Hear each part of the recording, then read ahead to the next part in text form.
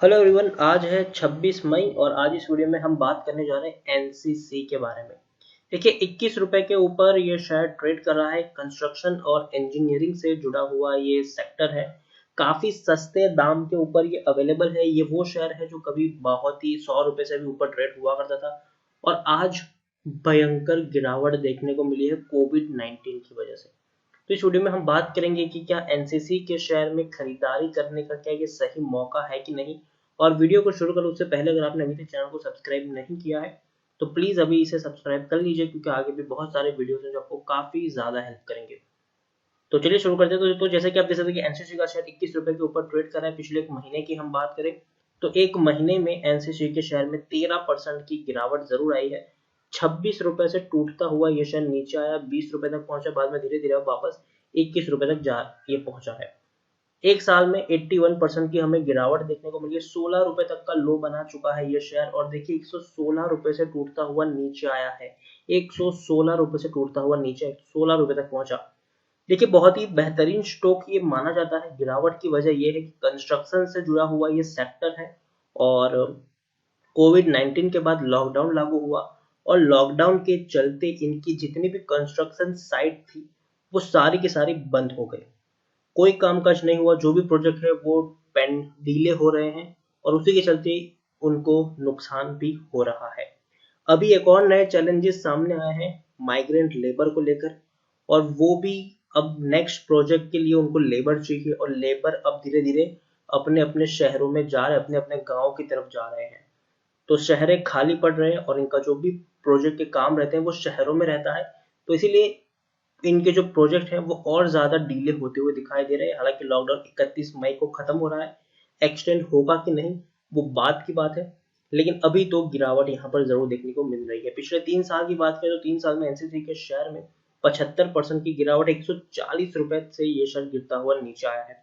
10 साल की बात करेंगे तो चार्ट काफी इंटरेस्टिंग आपको दिखाई देगा। आप खुद देख सकते हैं 140 रुपए तक का हाई है, लेकिन आप खुद देखिए 2010 में ऐसी गिरावट आई थी कि 3 साल में ये वही शेयर 120 125 रुपए का शेयर 3 साल में 11-12 रुपए पर आ गया।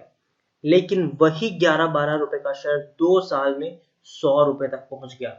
वापस से गिरावट आई, वापस 140 रुपए तक पहुंचा, लेकिन अभी वापस वही गिरावट आई है और यहां से इस तरीके का बाउंस बैक होगा कि नहीं वो वाकई में देखने वाली बात है। देखिए स्मॉल कैप स्टॉक है, 1333 करोड़ का मार्केट कैप है। एनएससी में अगर हम देखने की कोशिश करें तो 1.5 करोड़ जितना इसका वॉल्यूम ट्रेड है। अगर हम यहाँ पर शेयर होल्डिंग की बात करेंगे तो आप देख सकते हैं कि प्रमोटर जो है वो बहुत बड़ी क्वांटिटी इंक्रीज कर रहे हैं। जो होल्डिंग पहले प्रमोटर के पास 18.11% की थी अब वो 19.57% है। एफआईएस और म्यूचुअल फंड बहुत बड़ी होल्डिंग यहाँ पर गिरा रहे हैं। म्यूचुअल फंड एफआईएस के पास जो पहले 17.73% की होल्डिंग थी अब वो 14.67% की होल्डिंग है। म्यूचुअल फंड के पास जो पहले 22% की होल्डिंग थी वो 17.97% की होल्डिंग देखने को मिल रही है। इंश्योरेंस कंपनी ने यहाँ पर हाथ नहीं डाला है। और आप देखिए प्रमोटर भी था होल्डिंग की बात है तो एवीएसआर होल्डिंग प्राइवेट लिमिटेड जिनके पास 8.14% की होल्डिंग है। और एक ड्रॉबैक भी है कि प्रमोटर के द्वारा तकरीबन 34% की होल्डिंग गिरवी है। 16 म्यूचुअल फंड स्कीम ने अपना पैसा लगाया है, 96 एफआईएस यहाँ पर इन्वेस्टेड है। और देखिए यहाँ पर कौन है हाईएस्ट पब्लिक शेयर होल्डर, रेखा झुनझुनवाला, राकेश झुनझुनवाला जी की वाइफ है ये। और 8% से भी ज्यादा की होल्डिंग है इनकी। हालांकि ये थोड़ा सा पुराना डेटा है, लेटेस्ट डेटा थोड़ा बहुत चेंज होता हुआ आपको यहाँ पर जरूर दिखेगा। इंडिविजुअल इन्वेस्ट होल्डिंग 35.60% की देखने को मिली है। 75% का डिविडेंड, देखिए छोटा शेयर है लेकिन डिविडेंड बढ़िया पे कर रहा है। 75% मतलब पर शेयर आपको 1 रुपए 50 पैसे मिल रहे हैं। एनसीसी के बारे में अगर हम देखने जाए तो टेक्निकल रेटिंग अभी उनकी कुछ खास अच्छी नहीं है। बहुत ही कम और सस्ता पीई है अभी 2.93। इंडस्ट्री पी 13 के आसपास है तो काफी कम पी के ऊपर अवेलेबल है। बुक वैल्यू 78 है, प्राइस टू बुक वैल्यू 0.27 है, ईपीएस 7.31 है और डिलीवरीज 20 के आसपास है। यहाँ पर अगर हम देखें तो 15% लोग ही यहाँ पर खरीदने की सलाह दे रहे हैं।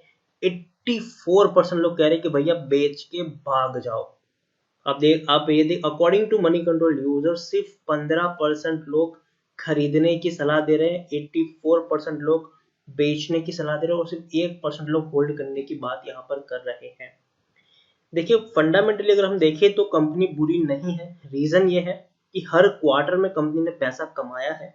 और आप देखिए दिसंबर क्वार्टर में 103 करोड़ का मुनाफा कमाया था इन्होंने, सितंबर में 80 करोड़ का, जून में 75 करोड़ का, मार्च में 175 करोड़ का, दिसंबर में 170 करोड़। तो हर क्वार्टर में मुनाफा कमाया, लेकिन अभी की सिचुएशन बहुत ही अलग है। मार्च के हालांकि नतीजे आए नहीं है और अभी तक कोई डेट सामने भी नहीं है कि कब नतीजे आएंगे, तो मार्च के नतीजे कैसे आएंगी वो देखने वाली बात होगी। लेकिन जून के नतीजे जो होंगे वो बहुत ही बुरे होंगे, क्योंकि आप खुद सोचिए कि 2 महीना लॉकडाउन रहा है। अप्रैल और मई दोनों महीना लॉकडाउन रहा है और कोई कामकाज नहीं हुआ है। सारी की सारी साइट्स बंद पड़ी हुई थी और इनका जो पैसा था वो ऑलरेडी इन्वेस्टेड हो रहा था यहाँ पर।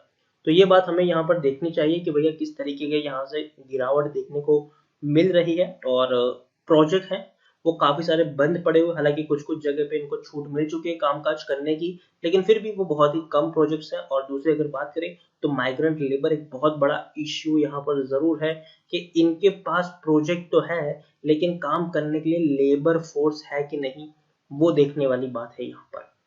ओवरऑल अगर हम देखने की कोशिश करेंगे तो आप खुद देखिए कि प्रमोटर जो है वो अपनी होल्डिंग इंक्रीज कर रहे हैं। प्रमोटर की होल्डिंग जो पहले 18.12% थी अब वो 19.57% है। प्रमोटर के द्वारा जो शेयर गिरवी रखे गए थे 42%, अब वो 34%, तो गिरवी रखे हुए शेयर छुड़ाए जा रहे हैं और प्रमोटर की होल्डिंग इंक्रीज हो रही है। हालांकि एफआईएस बहुत बड़ी होल्डिंग गिरा रहे, 90 से 20% की होल्डिंग 14 से 15% पर आ चुकी है। म्यूचुअल फंड भी जो पहले 28% तक इन्वेस्टेड थे वो अब 18% पर आ चुके हैं। इंश्योरेंस कंपनी ने यहाँ पर हाथ डाला ही नहीं है, तो भैया जरूर कह सकते हैं कि प्रमोटर भले काफी हद तक पॉजिटिव है, लेकिन एफआईएस और म्यूचुअल फंड एक बहुत बड़ी होल्डिंग यहाँ पर गिरा रहे हैं।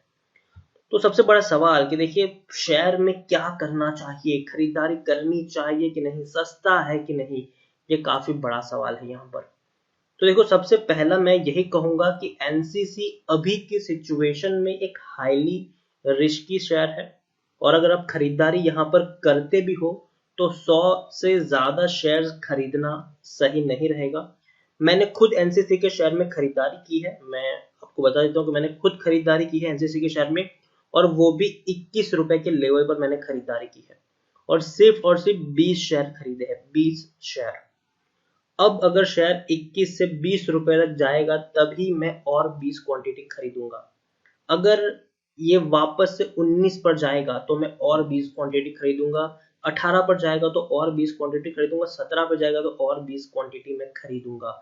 100 से ज्यादा शेयर मैं नहीं खरीदूंगा। मुझे यहाँ पर 100 शेयर खरीदने हैं, मैंने 5 पार्ट में उसको डिवाइड कर लिया, 20 का 5 पार्ट मैंने डिवाइड कर लिया, 21 पे खरीदा, अब 20 पे जाएगा तो ही खरीदूंगा वरना नहीं खरीदूंगा, बैठा रहूंगा मैं। 20 पे जाने के बाद अगर वापस वो 19 पे जाएगा तो वापस मैं 20 क्वांटिटी खरीदूंगा। देखिए रिस्की शेयर जो होते हैं ना उसमें एक बहुत ही कम क्वांटिटी आपको खरीदनी होती है, ठीक है। तो यहाँ पर अगर मेरा इन्वेस्टमेंट अगर आप देखोगे भी तो मुश्किल से 2000 रुपए से भी कम का मेरा इन्वेस्टमेंट रहेगा यहाँ पर। और मैं इसको कम से कम प्लान कर रहा हूँ 1.5 साल के लिए होल्ड करने का, ठीक है। लग गया तो तीर है, नहीं तो तुक्का मैं इसको मान के चलूंगा। यहाँ पर रिस्क की शेयर जरूर है, लेकिन एक चीज है कि भैया थोड़ा सा रिवॉर्ड भी यहाँ पर छुपा हुआ हो सकता है, क्योंकि अगर लॉकडाउन खुल गया, कंस्ट्रक्शन साइट फिर से कामकाज करना शुरू हो गई, जो प्रोजेक्ट पेंडिंग थे वो वापस से शुरू हो गए, माइग्रेंट लेबर अगर आ जाते, हालांकि आने में वक्त लगेगा, लेकिन अगर आ जाते हैं थोड़ी फोर्स में भी तो इनका कामकाज शुरू हो सकता है। और देखिए कंस्ट्रक्शन और इंजीनियरिंग वो सेक्टर है कि वो नेशन बिल्डिंग के काम में आता है, ठीक है। तो जरूर इन सारे सेक्टर्स की जरूरत पड़ती है, इन कंपनियों की जरूरत पड़ती और पड़ेगी, लेकिन शॉर्ट टर्म के लिए गिरावट के लिए भी हमें प्रिपेयर रहना पड़ेगा। अगेन मैं कहता हूं यहाँ पर मैं कभी भी सलाह नहीं दूंगा आपको यहाँ पर 2000 शेयर, 3000 शेयर, 5000 शेयर, जी नहीं, इतनी बड़ी क्वांटिटी रिस्क के शेयर में डालना एक सही डिसीजन नहीं है। वहां पर आप छोटी क्वांटिटी खरीद कर अपना काम चला सकते हो। अगर आपको बड़ी क्वांटिटी खरीदनी ही है तो आप जो ट्रस्टेड कंपनियां हैं आप उन पर अपना पैसा इन्वेस्ट करो, जैसे कि हिंदुस्तान यूनिलीवर हो गया, रिलायंस इंडस्ट्रीज हो गई, डीमार्ट हो गया, हालांकि वो भी अभी नीचे जा रहा है तो थोड़ा वहां पर होल्ड करेंगे अब। और उसके अलावा और भी कई सारी बैंक सेक्टर हो गया जो अभी काफी सस्ते लेवल पर अवेलेबल है, तो आप वहां पर भी अपॉर्चुनिटी को एक्सप्लोर कर सकते हो। अभी हम सबको पता है कि कोविड-19 की वजह से कंस्ट्रक्शन का जो सेक्टर है, ऑटो का जो सेक्टर है, वो हाईली प्रेशर में रहने वाला है।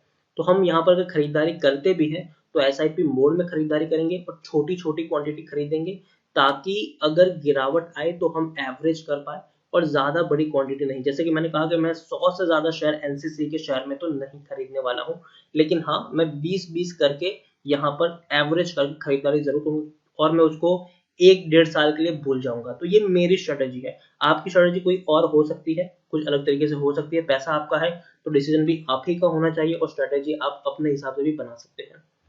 तो इसी साथ वीडियो को एंड करूंगा। अगर आपको वीडियो पसंद आया हो तो प्लीज इसे लाइक करें, शेयर करें, चैनल पर पहली बार तो प्लीज सब्सक्राइब करें और एनसीसी के बारे में आप क्या सोचते हैं वो भी आप मुझे कमेंट में लिखकर बता सकते हैं। Thank you.